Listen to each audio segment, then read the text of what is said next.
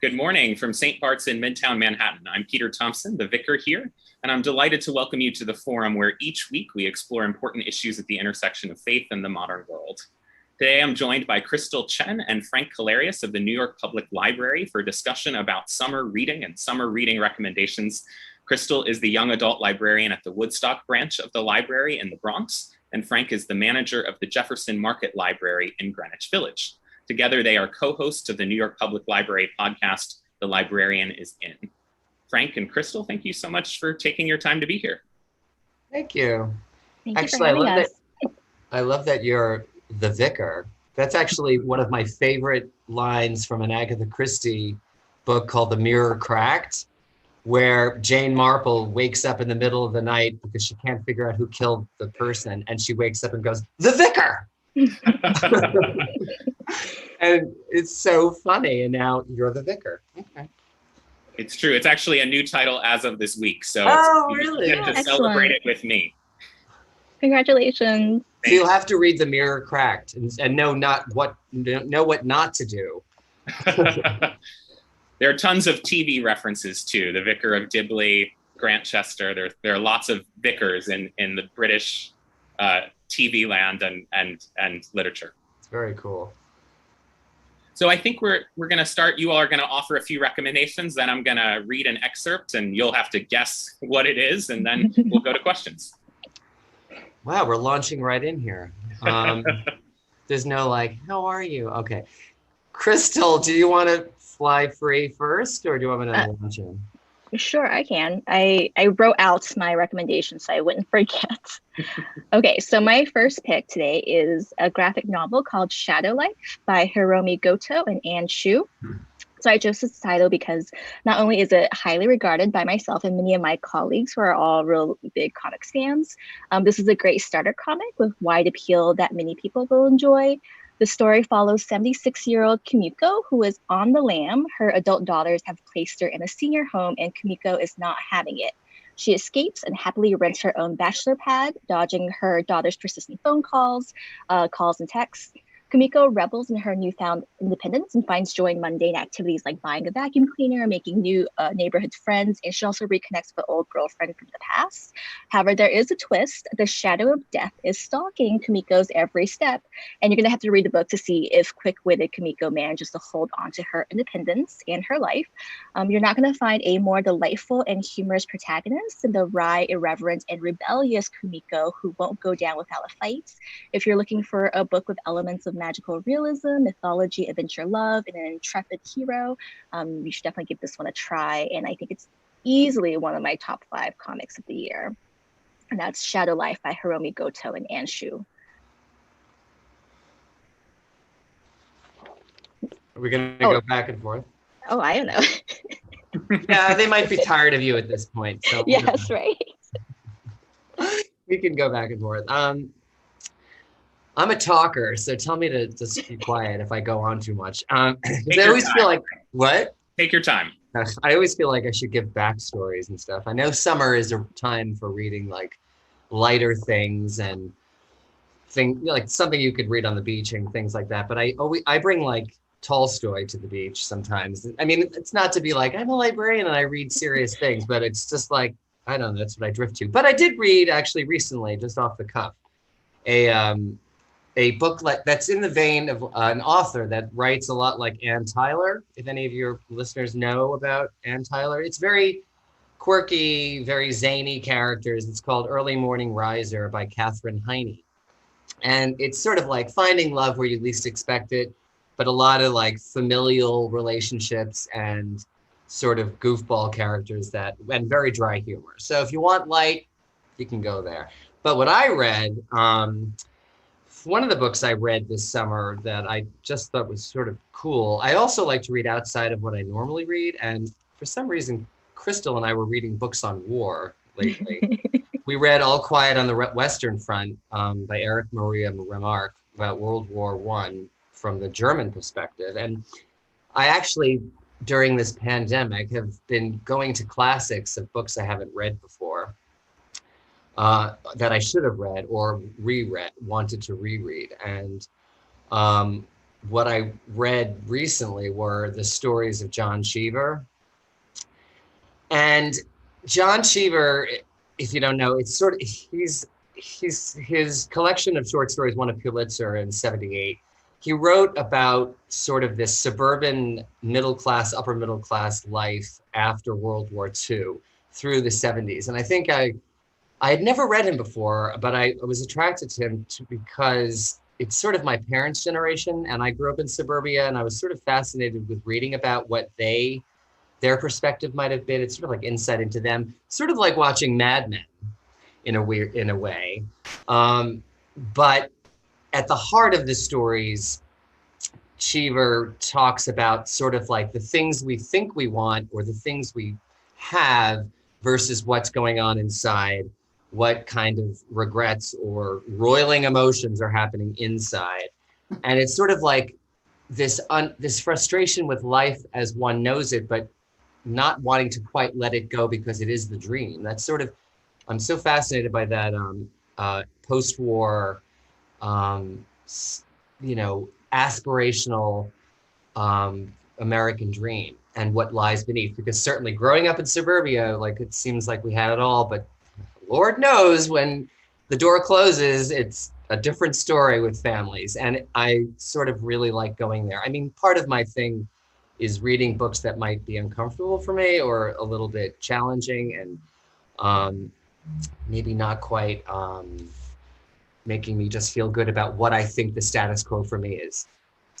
I don't know, maybe I really don't like to be challenged and that is a comfort zone for me. I don't know, but the stories of John Cheever, like his most famous story is called The Swimmer, which was actually made into a movie with Burt Lancaster in the late '60s. But The Swimmer is slightly different from his normal stories in that it has a slight surreal element to it, but it's sort of like this party where everyone's drinking martinis and smoking. I mean, it's the thing about John Cheever, it's also like people reading newspapers on the subway, smoking cigarettes on the subway. I mean, like drinking martinis nonstop. I mean, all these habits that you might know from Mad Men or lived through.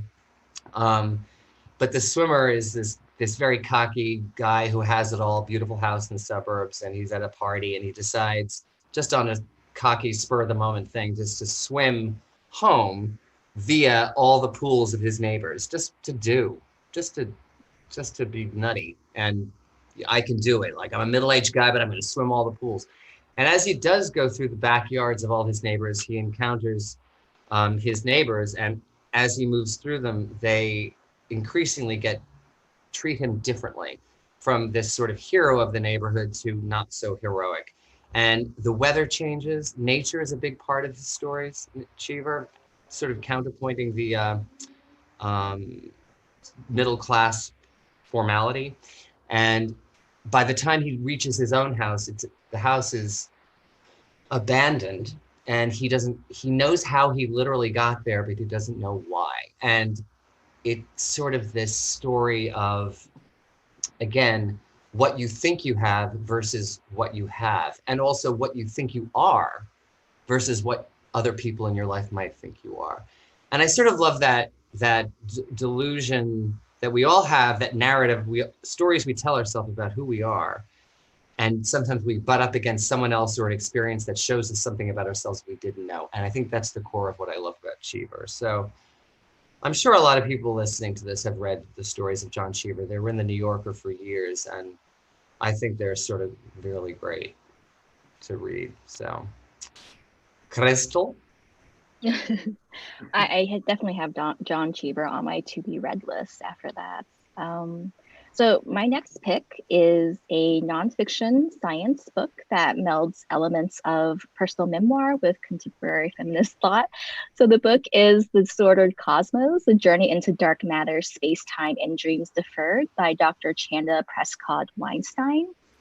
I actually heard about this book through Twitter and from following Dr. Prescott-Weinstein, who, as the publisher's summary notes, is one of less than 100 Black American women with a PhD in physics. Unlike Shadow Life, which has this kind of breezy accessibility, this book can often be challenging, whether in its investigation to physics and dark matter, or alternatively non-luminous either, as Dr. Prescott Weinstein at one point puts forward, or it's deeply personal discussion of rape and sexual assault. So I wouldn't say this book is easy to read, but I think it's really worth it. The payoff is there. You just have to be patient with some of the early chapters that may feel a bit academic to those like myself who may not have that much subject familiarity with physics and astronomy. But it does get progressively easier to read, and the writing is certainly skilled enough to draw on the reader and keep them engaged. Dr. Prescott Weinstein interleaves her personal experiences throughout and talks frankly about systems of oppression and the kind of sexism, racism, gender binary she and others have faced in the field of science. She also sets forward a vision of science and the cosmos as grounded in a kind of deep and beautiful humanity. So this book is very honest, it's intense, it's moving, it's truly a unique read that will have you pondering the interconnectedness of our world and how we can make it better. Well, that was really off the cuff. That wasn't planned at all. Don't try to be conversational, Crystal. Gee, I'm so prepared.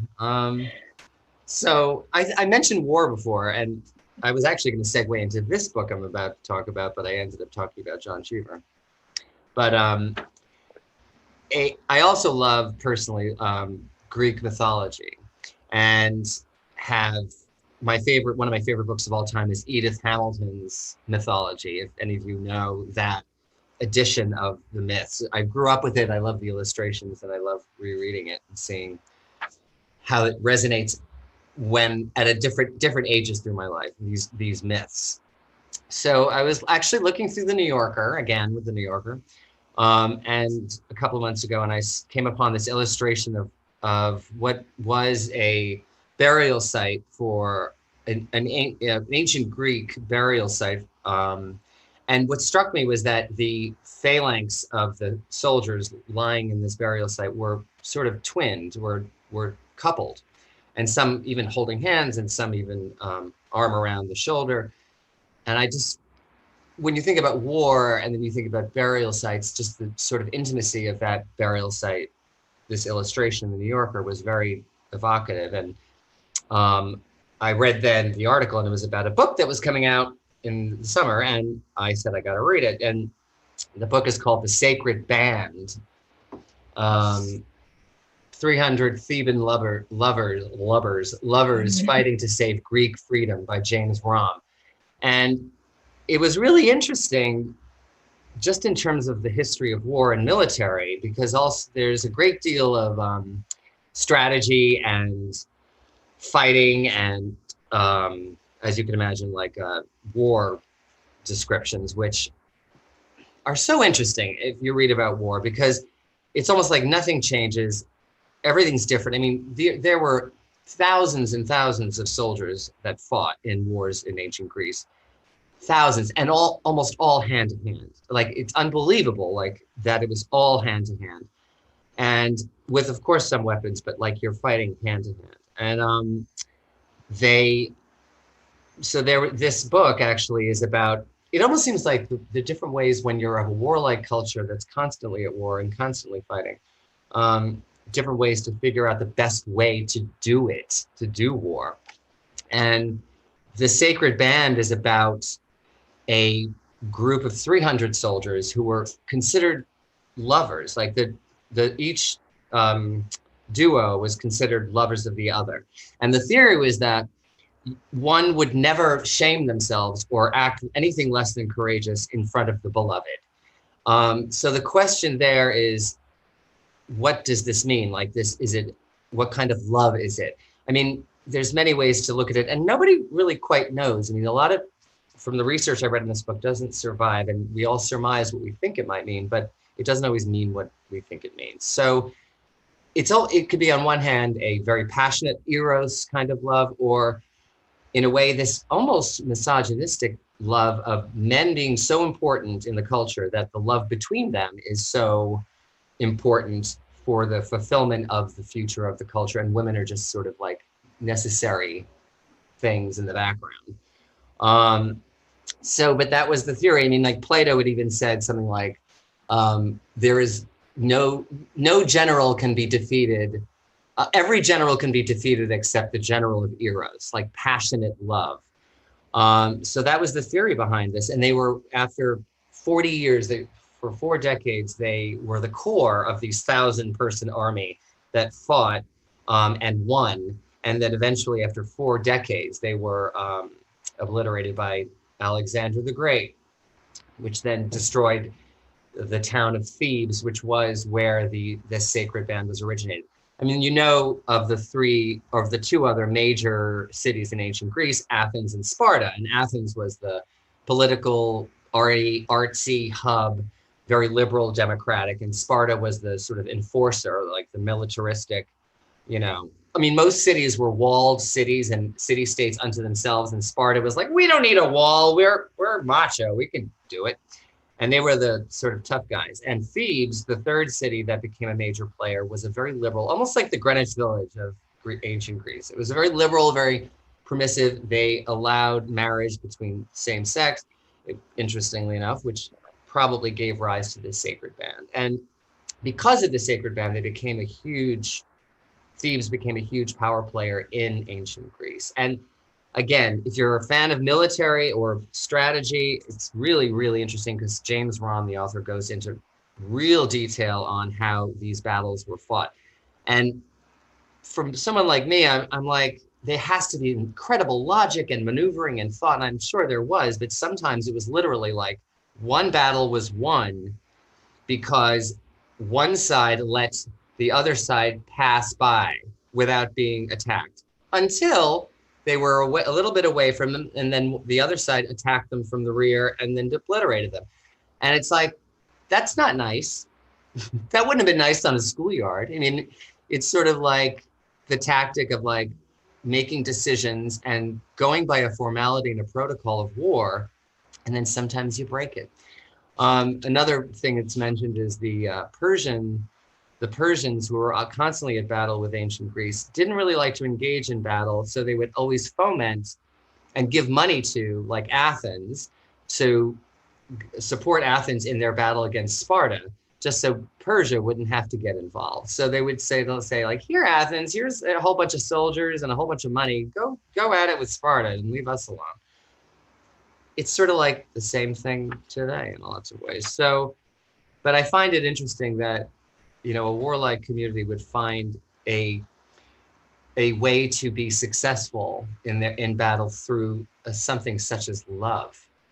And that debate about what that love entailed is sort of fascinating to me. But so I'm glad I read it, because it's not a book I normally would have picked up, but I found that picture of the gravesite very poignant, of the soldiers twinned together. So that's The Sacred Band by James Romm. So I'll do my last one. I also wrote this one out, Frank, because I'm not eloquent like you off the cuff. Oh, okay. So I wrote them all out like book talk, like I would give scenes.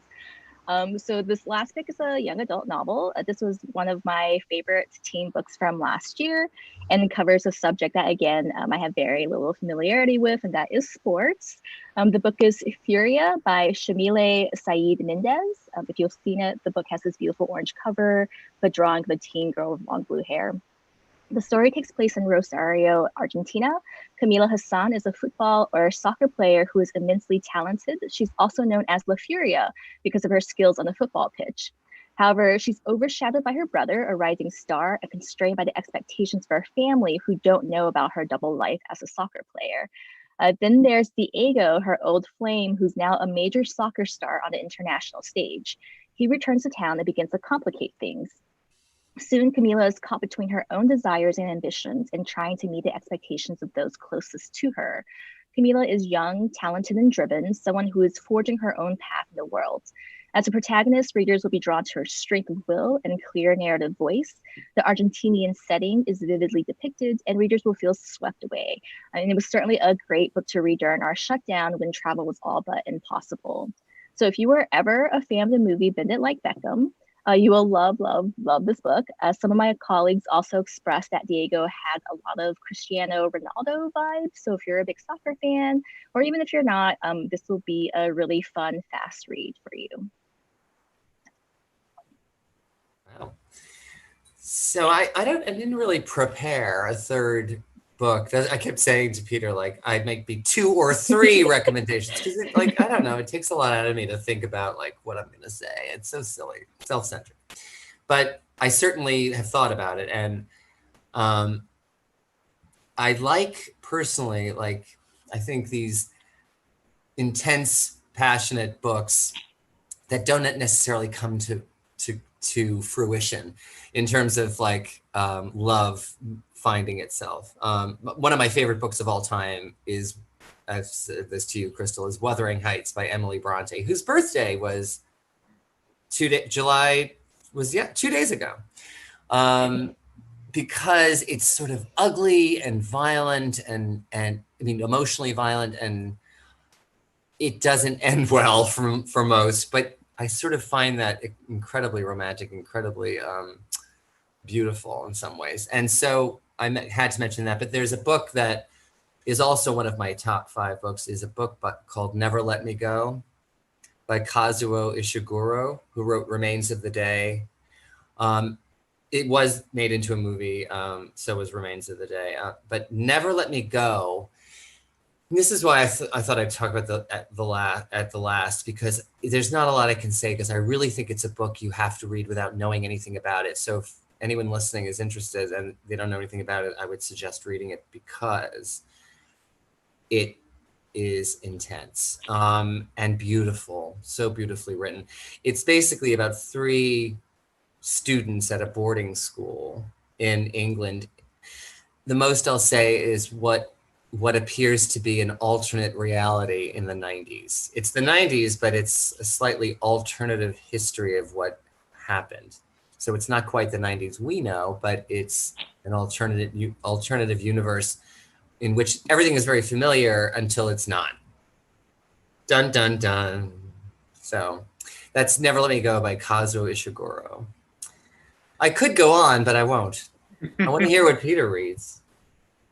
Well, thank you all. It's a wide-ranging, eclectic list. And as we've been talking, my colleague Veronica Shea has been writing these books into the chat. So you have a full list, folks, of books to read this summer if you need them.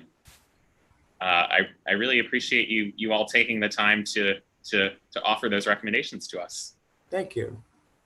So you all asked me to prepare an excerpt to read. I understand this is a tradition of the show. Do you want to tell us about that tradition before I read it? Well, it started before Crystal got there, because I've had a couple of co-hosts who've moved on in life. But it started by the first co-host, who we thought it was something fun to play games, like guessing games, and very library guessing games, because a lot of what we get, and Crystal knows, in the library is that people will be like, I read it. There's a book about a couple, and I think they divorce, but then maybe they don't, but they go to Paris, and so we have to sort of think about what that book is. So that's like a guessing game, and I think we find it so much fun. I mean, I really do. People will say, "Oh, I don't want to bother you." I'm like, "This is what we do. We love doing this, to figure out what the book is, whether it's even if we don't know the exact title, what the genre might be, or what." If it's nonfiction or fiction, it's just fun for librarians. Call us crazy, but there you go. So that's how it started. All right. Well, are you ready? Should I go ahead? Go. All right. Is this a favorite book? And we also ask lots of crazy questions if you don't understand it right away. And Crystal will probably get it right away. But it's a favorite or a book you just read, or? It's a book I remember reading and liking. I hadn't revisited it in a while, okay. But I haven't been reading a lot of fiction recently, and well, I shouldn't give that much away. Okay. But, okay. Well, now we know. Okay. Mm-hmm. Okay. But yeah, it was also a book I remember reading one summer, a particular summer in my life, and the messages kind of resonated then. Oh, okay. Go for it. All right. In the dark of the dungeon, his chains weighed on him like his unfinished story. There were so many chains winding around him that he could imagine in the darkness that he had somehow been encased inside a larger body, the body of a man of iron. Movement was impossible. Light was a fantasy. The dungeon had been carved out of the living rock of the hill beneath the imperial palaces, and the air in his cell was 1,000 years old. And so perhaps were the creatures crawling over his feet and through his hair and into his groin, the albino roaches, the blind snakes, the transparent rats, the phantom scorpions, the lice. He would die without telling his story. He found this thought intolerable, and so it refused to leave him. It crawled in and out of his ears, slid into the corners of his eyes, and stuck to the roof of his mouth and to the soft tissue under his tongue. All men needed to hear their stories told. He was a man, but if he died without telling the story, he would be something less than that, an albino cockroach, a louse. The dungeon did not understand the idea of a story. The dungeon was static, eternal, black, and a story needed motion and time and light. He felt his story slipping away from him, becoming inconsequential, ceasing to be. He had no story. There was no story. He was not a man. There was no man here. There was only the dungeon and the slithering dark. When they came to get him, he did not know if a day had passed or a century. He could not see the rough hands that loosened his chains. For a time, his hearing too was affected, and his powers of speech. They blindfolded him and took him naked to another place where he was scoured and scrubbed. As if he were a corpse being readied for burial, he thought, a dumb corpse who could not tell his tale. There were no coffins in this unchristian land. He would be sewn into a shroud and flung without a name into a hole in the ground, that or burned. He would not rest in peace. In death as in life, he would be full of unspoken words, and they would be his hell, tormenting him through all eternity. He heard a sound. There was once. It was his own voice. There was once a prince. He felt his heart begin to beat again, his blood to flow. His tongue was thick, but it could move. His heart boomed like a cannon in his chest. Who possessed enchanted weapons. He had a body again, and words. They removed the blindfold. 4 terrifying giants and a woman. He was in another cell, but in this place there was a candle burning and a guard in the corner. The most beautiful woman. The story was saving his life. Wow. You're used to talking in public, I guess. I guess so. There's the sermon. Well, Crystal, I mean, that wasn't nonfiction. That was fiction. Right? That took me on a journey. I mean, the first thing I thought was The Man in the Iron Mask. Oh, really? The first thing I thought was 50 Shades of Grey because shackles, but then I was like, no. I wasn't going to go quite that racy this early on a Sunday morning. No, it's not Man in the Iron Mask or Alexander Dumas, is it? I thought Count of Monte Cristo, but then it's no, and then it went too far. Right. No. So it is fiction, correct? Yes. Yeah. Okay. I haven't read fiction in a while, but this is fiction that I remember. That's what you said. Okay. So now, was this book written in the 1800s, the 19th century? Yes. Good question. No. 19th. Wait. In the 20th century? In the 21st century. Oh. 21st century. Huh. Oh my God. See, Crystal, this is, I think, more up your alley. All right. Is there a fantasy element to this book? Yeah, definitely. See, that's why I got the feeling of that. And that's why, Crystal, that's your story. I wouldn't necessarily classify it as fantasy, maybe, but it has a fantasy element. But it would be cataloged in fiction, probably. Just fiction. Yeah. It's a male author. Yes. Okay. Is it a series? No. It's a standalone. Oh. And it takes, go ahead, Crystal. takes place outside of the United States. Yes. Can you tell us where? Is that cheating? No, it is cheating, and we have to get. Neither of us Okay. know, so we have to get crazy on this. Where? In several countries. Okay. So Oh, boy. including India and Italy. And it takes place in a time other than the present. Yes. And Probably. this Go ahead. go ahead. Oh, I was gonna say, is this author has written multiple books or just like the one, two? No. This author has written multiple books, yes. But this one is not God. a series. I don't know. Why is he in a dungeon? Now, see, the thing is, I can't really remember all the elements of the plot, but I remember this specific scene. All right, well, that's interesting because why? That's it. That is interesting. Emotionally, you remembered it when you thought about a summer read you read. Like, what about that scene meant that so much to you? The power of stories, especially that last line, the story was saving his life. And I did use this in a sermon once. So it is a vignette of this character who the story has this like life-saving power. And I thought it would also be a good selection with summer reading and the importance of stories and being fed by stories. I like that because it like the book I read, it shows survival can sometimes be motivated by something that we don't think is going to motivate us, like the need to tell your story or to survive to tell that story. Mm-hmm. I see how that could be memorable, especially for something that's inspiring. I have no idea what this book is. I believe this guy, he's a traveler that has come to a distant land and somehow gotten himself imprisoned. And I'm sure this book is like 400 pages long, at least. I don't know. I can look. I think it's. Oh, it's there. It has a yellow cover. Let's see. Show the cover without the title and the author. Without the title and the author. Okay. Really it's like 350 pages. I know. This is. Wait, it was orange. Oh. Orange and. Oh wait, is that Salman Rushdie? It is. Yes. Okay. Oh. Cool.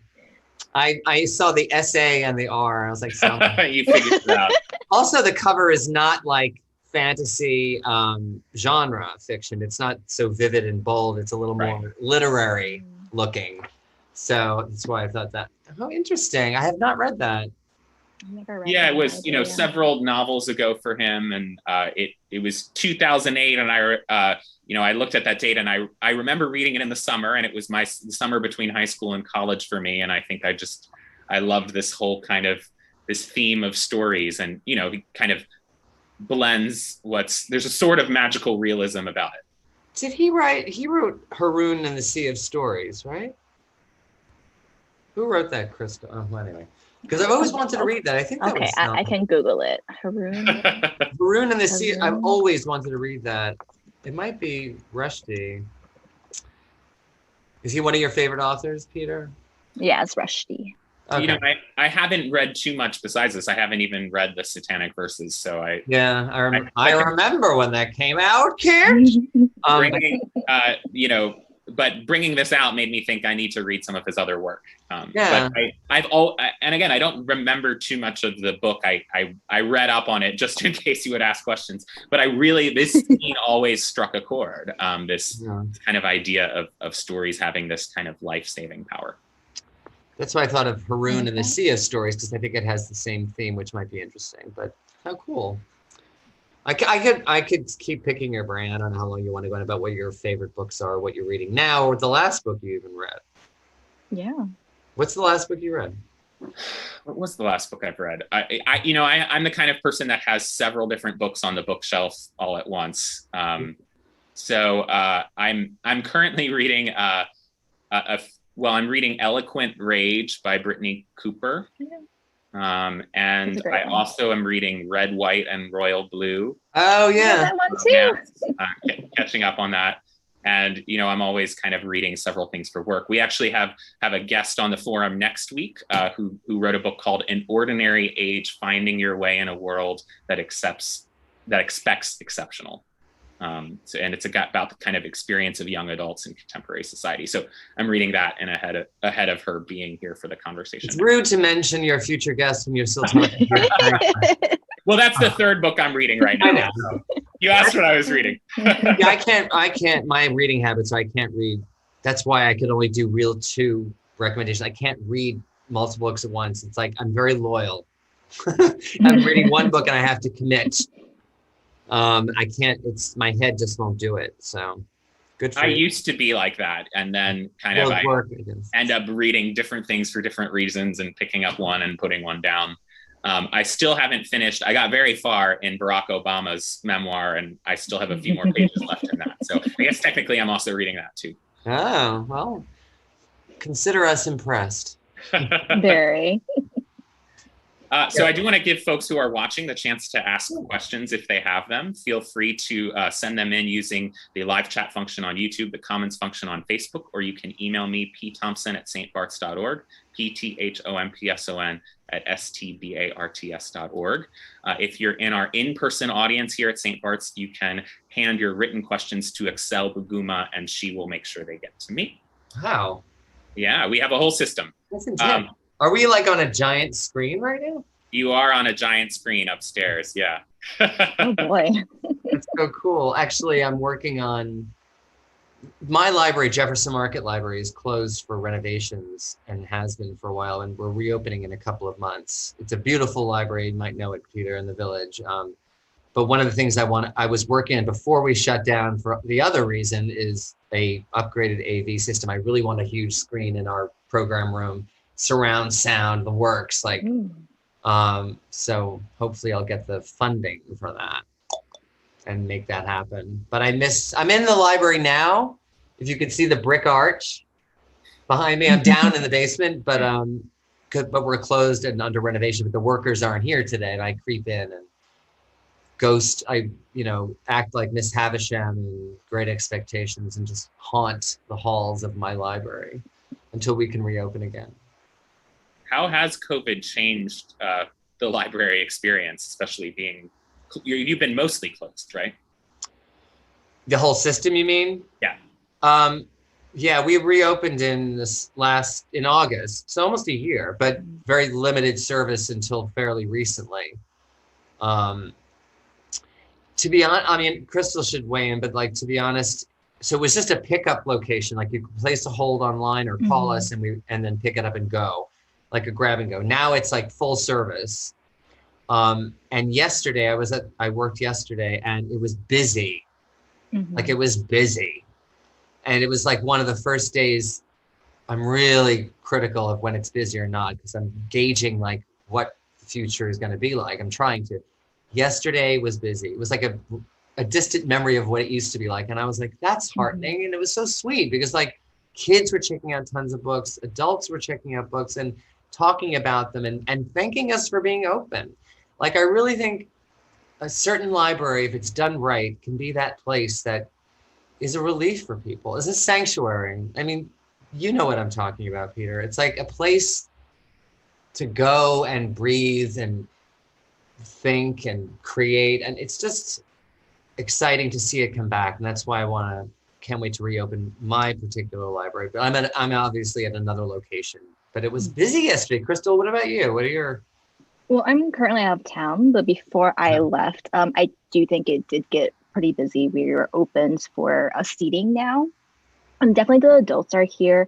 I see some teens. I think I'm going to see a lot more of them in September when like school starts again and things start to pick up. But it was nice to see them and like reconnect with a lot of kids that are like grown now. And that was kind of amazing to see, and also a little sad, because you missed out on a year. And so, but yeah, people are definitely using the space, which is great. And I think we're definitely meeting a need for folks who have been needing to use the computers, which is always kind of an issue where you don't have like technology access in some locations, in some places, and we provide that for them.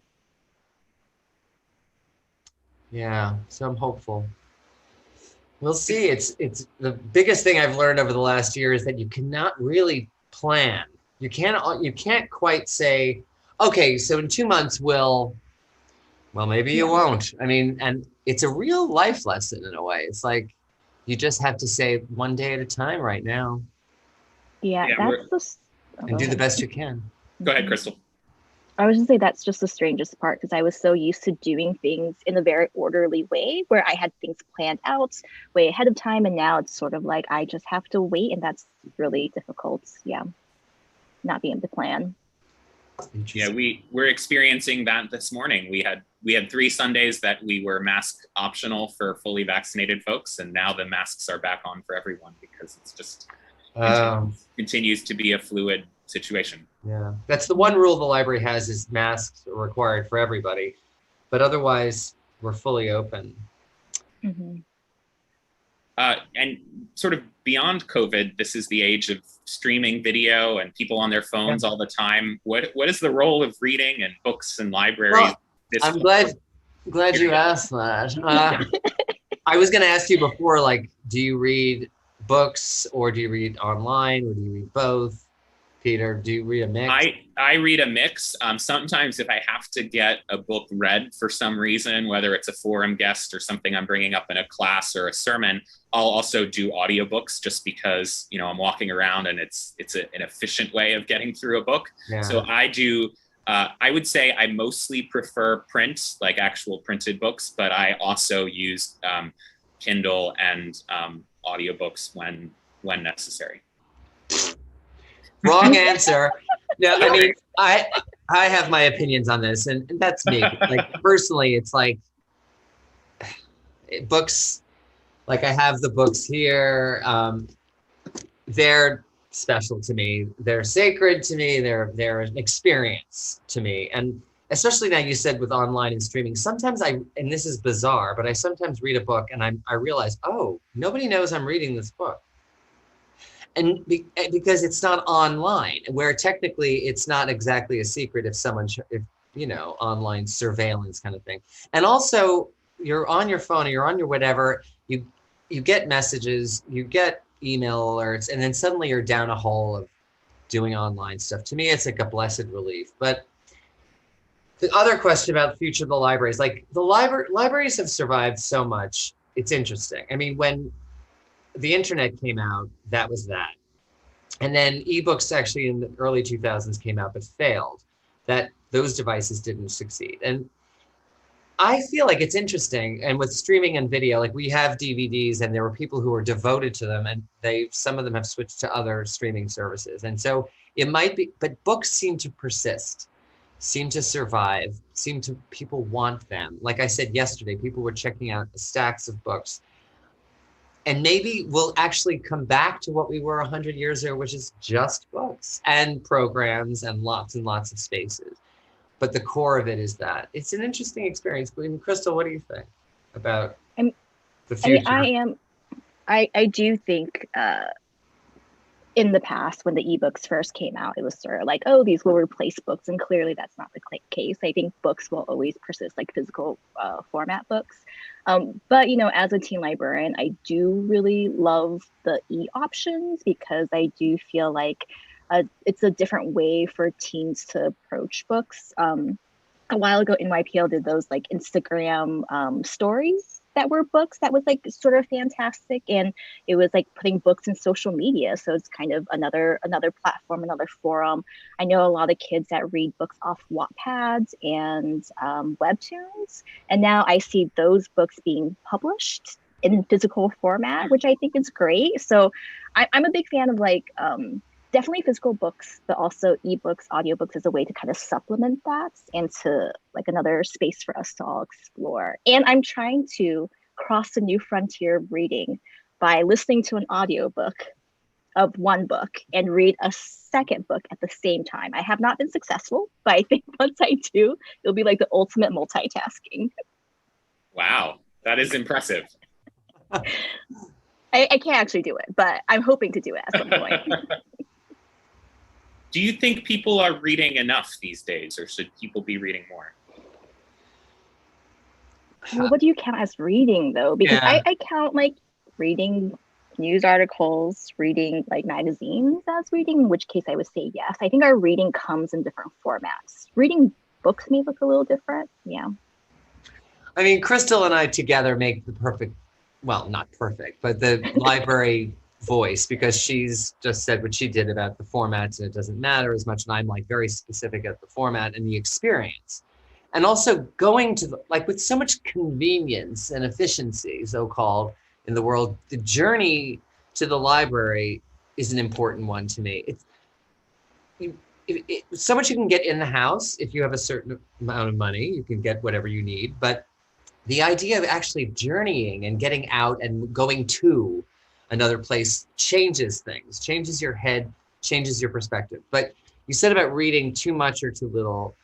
Everyone has their own style. I can't read fast. I can't read multiple books at one time. So I maybe don't read as much as some people do. Some people can read a book a night.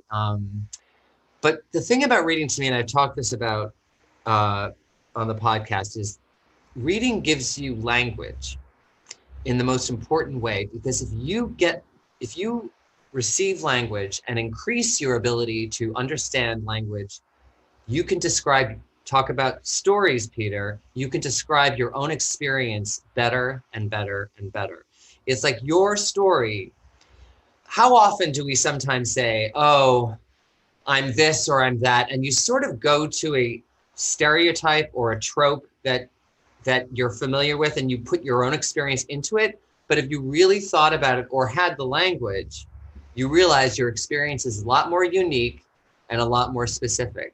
And you only gain that, I think, through reading. If you read, like, even if anything, I'm not just talking about high-flown tones, but read anything, you get the language to describe your own experience and your own feelings and your own emotions. And I think that is, for me, that's vitally important. I don't want to die without at least having attempted to understand what this is all about, you know? And I think you really get that from reading. So Crystal is doing God's work for God knows by working with teens. You know, I think that's so great, and finding a place to be that, first of all, makes them feel comfortable, like with you, Crystal. And then, by the way, try this out, read it. That's a great commercial for the power of reading. We do have to stop now, but I wonder if just quickly you might want to say a little bit about the podcast and what you do on the podcast and why folks should listen.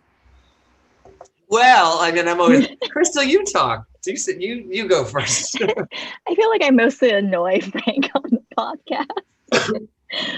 She's obsessed with ASMR, and she's always turning the camera off and making little noises to see if I guess what she's actually doing. Like, you know, ASMR stuff. Do you know about that, Peter? Why did I bring it up? It's your thing, Crystal. I don't care. No, but, you know, I find it fun, and Frank is just frightened by it. But what we normally do is every couple of weeks, right?